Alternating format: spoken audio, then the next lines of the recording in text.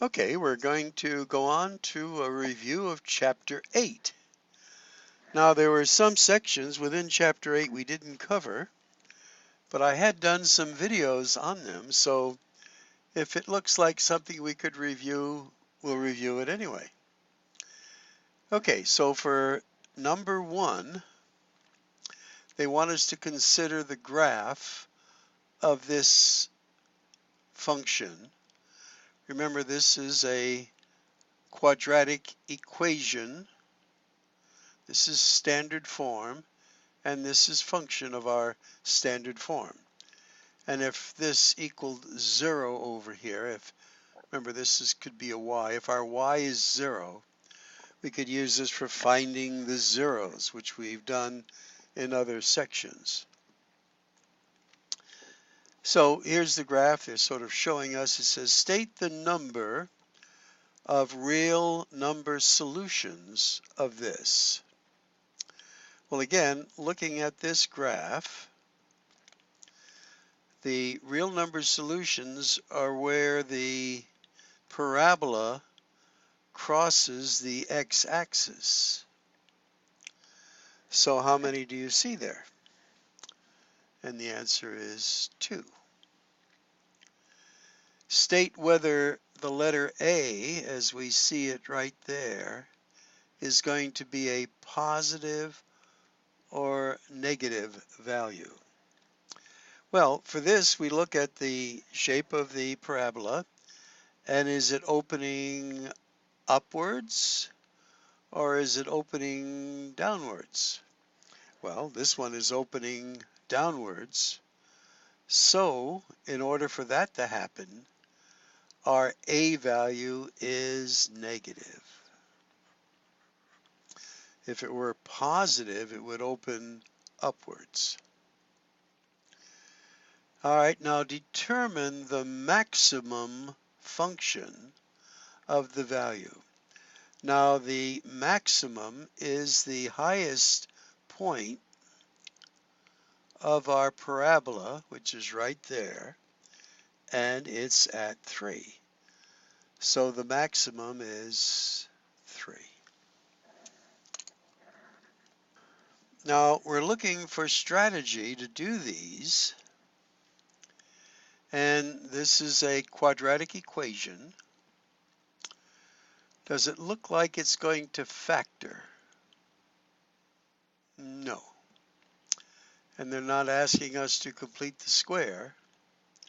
So I think what we should do for this one is to use the quadratic formula, which is x equals negative b plus or minus the square root of b squared minus 4ac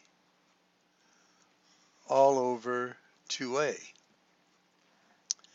Now, when it's in standard form, it's ax, let me write that a little better here. So ax squared plus bx plus c equals 0. This is the standard form of the quadratic equation. So in order to use the quadratic formula, we have to know what our a value is, our b value, and our c value, and do substitution. So here our a value is 7, and our b value, there isn't any, so it's 0, and our c value is negative 9. So we need to substitute. So as we substitute then, there is no b, so that's 0. Plus or minus b squared, again there's no 0. There is no b, so it's 0. Minus 4, which is in the formula, a is 7, and c is negative 9. And that's all going to be over 14.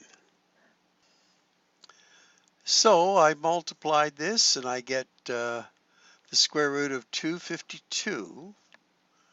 But notice I had 4 times 9, which was 36. 36 times 7. I'm looking for a perfect square factor of this number. Actually, I saw it up here. So square root of 36 is 6. The square root of 7 over 14, then I cancel out another 2 there. And I end up with plus or minus 3/7, the square root of 7, as my answer for number 2. You'll see that many of these are going to require lots of tedious, careful work and double checking your answers to be sure you haven't messed up on the signs. I noticed in the previous one there was a little error there, and I usually give my students a bonus point if they spot it. So here you have to put this one in standard form in order to do anything with it. Now in looking at number 3, we have to put it, again, as I said, in standard form. So the first thing we do is clear all the parentheses, which is what I've done up here. We then group like terms, and I also took this negative 15 and brought it over to this side, so we'd have it sort of in standard form, but I had my first term being a negative, which I don't like, so I just moved everything over to the other side and changed all the signs, and it equals 0. So then I factored this nicely, and now I'm going to get my answers by equating each of these to 0, and here x is going to be 3, and here x is going to be a negative 5, and those are the answers that it checks. Now in number 4, as we look at number 4, does it look like it will factor? No. Is it a good candidate for completing the square? No, not with this 5 there. So we're going to use the quadratic formula again.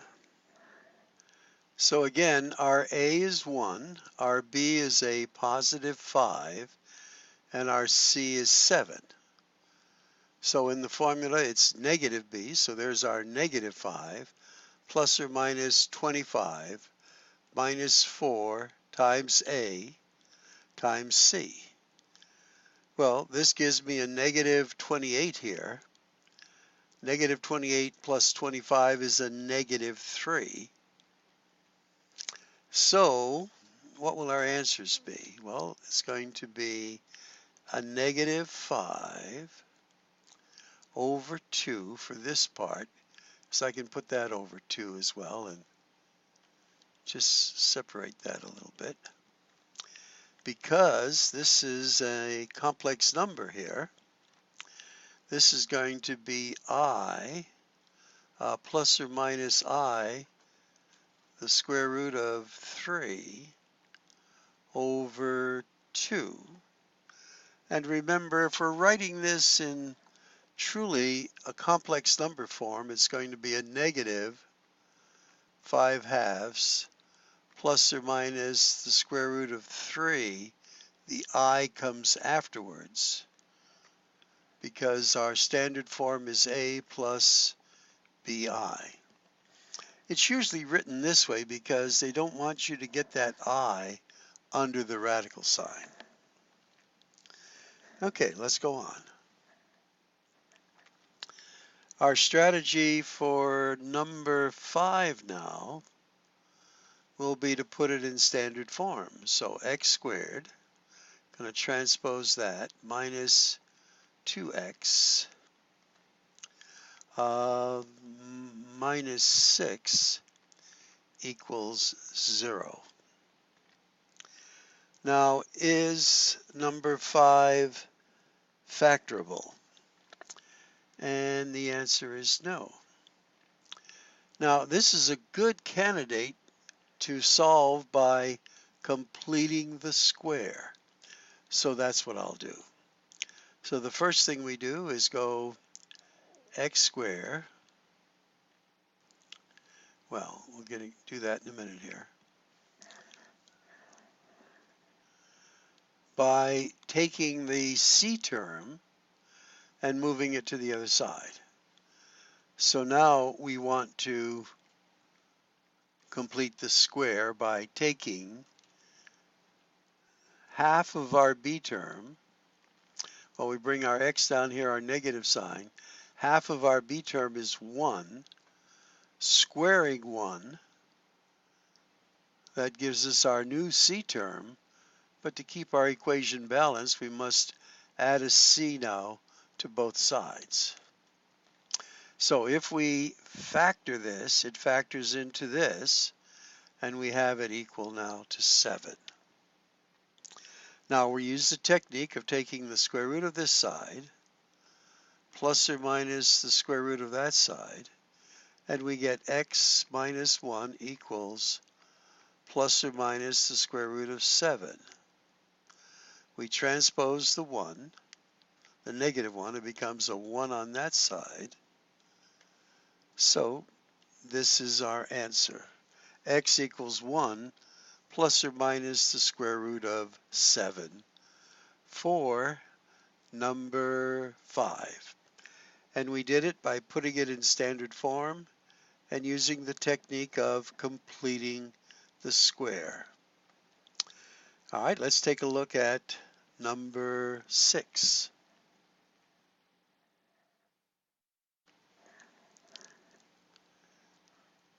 So as we look at this, we are converting this x to the negative 2, bringing it down.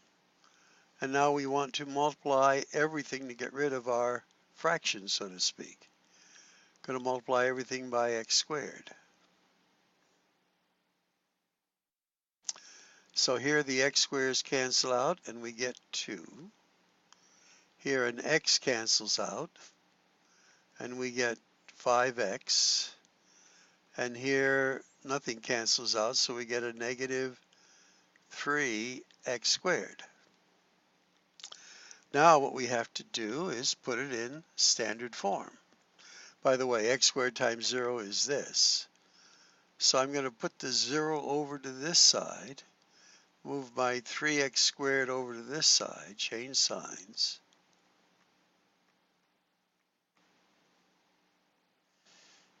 And I believe that that will factor. We always want to try to see if it'll factor first. That's the easiest way to do it.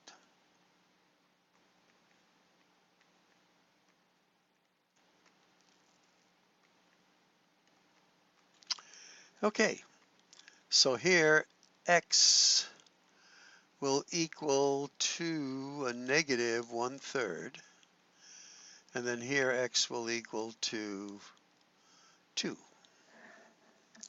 And that's correct. Okay, so for number 7, oh, I had to do a little sneeze there, so I think we've got this covered now pretty well. That was the strategy for that one's a little tricky.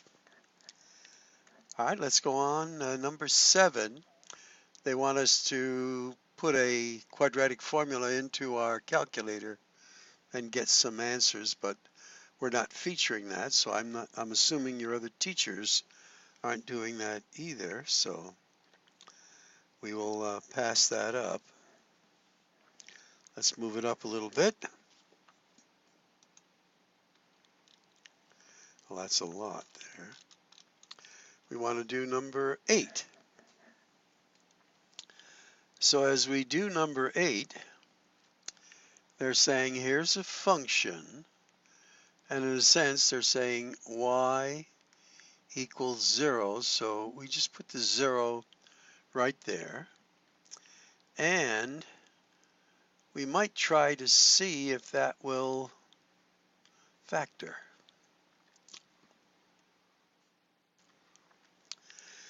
Now, generally, it's never going to be a 15 and a 1, although, you know, if you run out of all other possibilities, you might try that. So I think it's probably going to be a 5x and a 3x. And the 14 is fortunate. There's only a 14 which is not going to be anywhere near a 29, or a 7 and a 2. Yes, just look how nicely this works out. So there's a 35 and there's a 6, and the difference is 29. So if this is negative and this is positive, this will factor nicely. So here, x transpose that will be a negative 2/5 for this one. And here, x is going to be a positive 7/3. So we had done stuff like this back in chapter 5, and hopefully you remember factoring. Okay. Oh, we're going to get down to doing some equations now by completing the square. Now, for these next few, they're developing a procedure here that if we want to get this out of this, to make this a perfect square, we take this x, put it here. What's half of this? Because when we squared it, we had to multiply the product of this by 2. So we get half of that, which is 6. So 6 squared now is 36. And then this makes this here a 6. So again, the technique that I like to use is the one I'm illustrating here. This x is going to go there. That sign goes there. And we take half of 2/5. Well, what is half of 2/5? Just multiply 2/5 by 1/2, which gives you half of 2/5 is 1/10. I got distracted there. So 1/2 of 2/5, just multiply it, is 2/10. And that reduces to 1/5. So that's the number you put here. 1/2 of 2/5 is 2/10. That reduces to 1/5. Now, when we square 1/5, we get 1/25. That's what we have there. And then over here, we're going to put 1/5. So what we're doing here is completing the square. When we complete the square, we can then factor it into a binomial that will be squared. And then we're going to take the square root of both sides, as you'll see as we go down here. So they want us to solve these by completing the square, and be sure to show your work, because sometimes other methods can be used. So the first thing we do is we rewrite this, where we take our c term and put it to the other side, and we have to change the sign. Now we then put our parentheses like so, and we're going to take the square root of that, which is x, this sign, take half of this, which is 4, and now what we're going to do, we're going to square the 4 to get our new c term, which is 16, that we must add to both sides. So now when we factor this into its binomial square, we get this. Now we take the square root of this side, which will just give us the radicand, and plus or minus the square root of 2.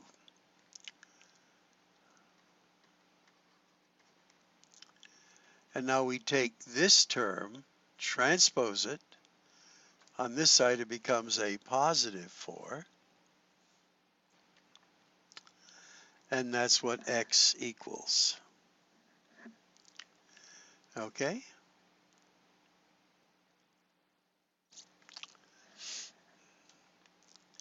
And let's go on to the next one. Now here we're going to write x squared plus 7x. We're going to take our c term, move it to the other side as a negative 10.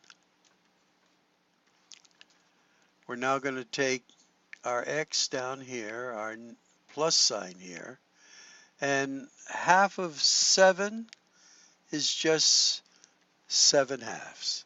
That one's easy. Now when we move this up over here, we have to square this. This is going to be 49/4.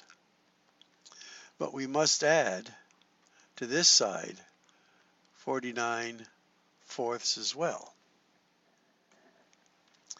Now in order to do the calculation here, I have to have this 10 become something with a denominator of 4. So this is 10 over 1. If I multiply this by 4 and this by 4, I end up with this.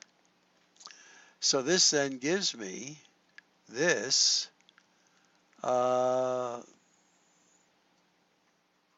equals 9. 9/4, I should say, yes. Now we take the square root of this side, which gives me x plus 7/2 equals plus or minus the square root of this, which will be plus or minus 3/2. So it's not too bad then. And then I bring this over to this side as a negative 7/2, and it disappears from that side. Remember to reverse signs. And now I have a negative 7 and a negative 3 is a negative 10 over 2. That's going to be a negative 5, a negative 7 and a negative 3. Then I have a negative 7 and a positive 3, which will give me a negative 4 over 2, which gives me a negative 2. Ooh. Now whenever we get something like that, this could have been factored. Oh yes, look at x 5 2 plus plus. See how much easier it is to do if you could factor it? But we did it through completing the square. They wanted us to show the work. All right, now in this next one, and I'll raise it up a little bit, we're asked to determine the type and number that the solutions of this will be and how many solutions exist. And for this, we use the discriminant, you remember. The discriminant is what is under the radical sign. That is b squared minus 4ac.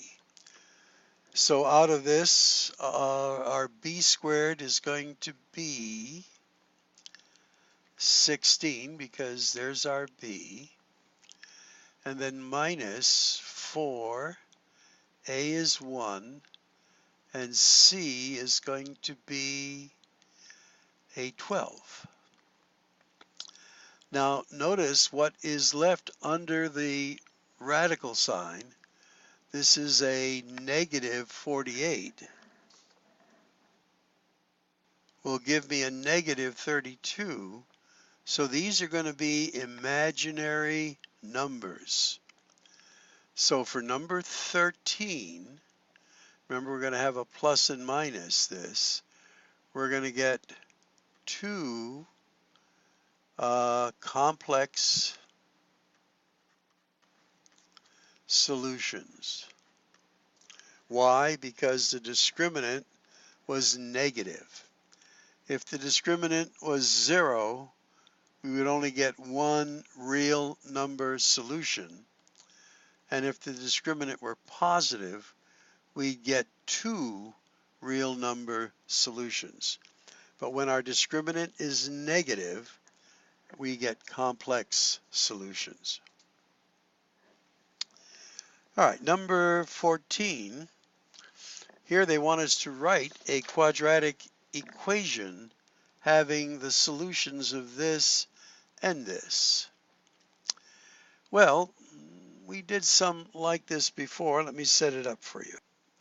So in a sense, we're saying x equals -3, x equals 1/2. Well, where did this come from? Well, this one was easy. We just had to transpose that, and that was x plus 3 equals 0. That's where this came from. And here we had to remember that this was a -1, and it was divided by the 2 there, so it became this. And then we just FOIL that, and we got that. Okay? Now, for these word problems, again, depending how much time we have, we're already at 26 minutes. We'll give these a shot, and we'll use whatever method we can figure out to solve them. Well, we did one like this in the last chapter where we worked through it, or chapter 6, I believe. Distance equals rate times time, so time equals distance divided by rate. So there's our distance divided by rate. So this stands for a t, and this is distance divided by a faster rate. And then so these times are equal. We had to add 1 hour here. So this is also time. So we have here time equals time. This would be less time because you're going faster. This is more time. So in order for the times to equal, I added the time there. Now we're going to solve that by multiplying every term by the common denominator, which is r times r plus 10. And I showed how to do this in chapter 6. This is just taking time, and then you're probably going to have to use the quadratic formula, or it may factor, you never know. And again, we did one just like this. Two hoses connected to the same pool or similar. Working together, they can fill the pool in 3 hours. So working together is 1/3. When the larger hose working alone can fill the pool in 8 hours less than the smaller one. So what is the rate of the smaller one? Well, we don't know. We're going to call that T. And then the larger hose is going to be 1/T minus 8. So this one's the larger hose. This is the smaller, and working together, they fill the pool. And you solve this one by multiplying everything by this common denominator, which is 3t and t minus 8 each term. Wow. Again, there's lots of work. This may take 10-15 minutes by itself. Let's go on. As we look at number 17, they're asking us to find the X-intercepts. Well, for this particular graph. So for number 17, this is a little challenging here. It's find all the X-intercepts. Well, when you're graphing something, the X-intercepts are when the line crosses the X-axis and Y is 0. So I put a 0 there for our Y value. And then since this is set up in this form, I am substituting this for the letter A.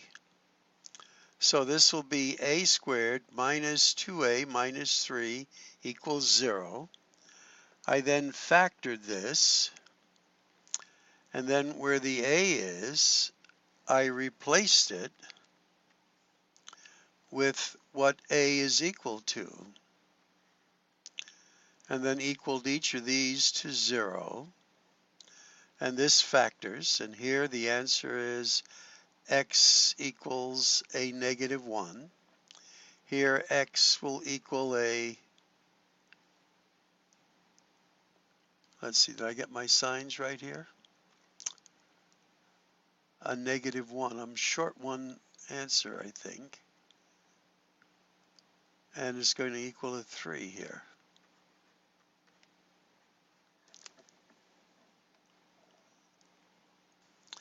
Yes, I kind of messed up on my sign when I copied it down here. That should have been a positive here. And there, my signs are better now. So this comes out as a positive 1. This comes out as a negative 3. So there are my X-intercepts. And this is at 30 minutes, so I think I'll have to stop and continue this in a part 2.